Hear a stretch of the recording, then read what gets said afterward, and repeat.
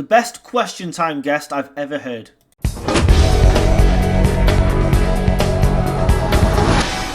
I'm going to show you a fantastic clip from Question Time. Now, the programme isn't really worth watching anymore, apart from when Fiona Bruce gets something wrong on a weekly basis, which is always worth clipping up. This week, from the Labour Party, there was Darren Jones, he's something to do with the Treasury, and there was also Andrew Griffith. Apparently, they're good friends, but this audience member has clearly had enough of Labour and the Tories, just like the majority of this country. Take a look at this clip.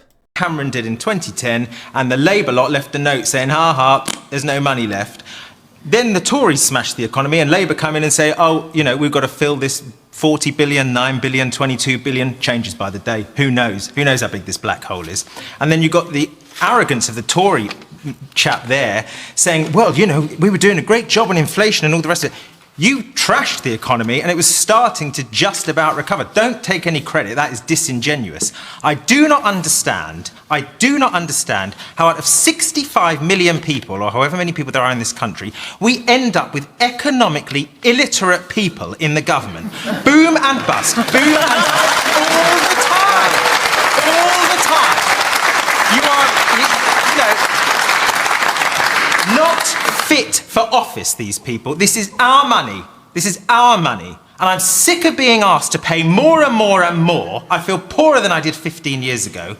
Pay more and more to get less and less. And with regards to the NHS, you can tip as much money in it as you want. The definition of insanity is doing the same thing over and over and again and expecting a different result.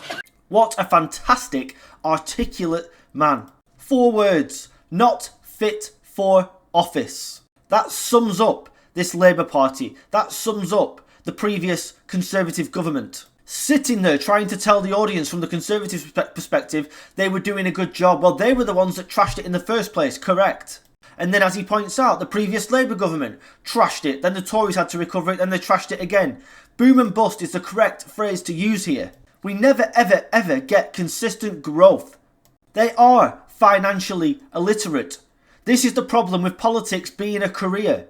You should already have life experience before you are allowed to go into politics. You cannot possibly walk in with no experience whatsoever and tell me that you're qualified to run this country's finances, taking more and more money out of hard-working taxpayers' pockets, achieving the square root of nothing, and then using that money to basically line your own pockets as far as I can see. The only growth this country is going to see in the next 5 years is the growth of the state, the growth of the public sector, which does not produce any wealth in this country. You need the private sector for that, and that's why there's going to be no growth. And if people like Rachel Reeves and Darren Jones and all the rest can't see that killing the private sector and increasing the size of the public sector is going to stop growth, then I'm afraid we are in bigger trouble than I first thought.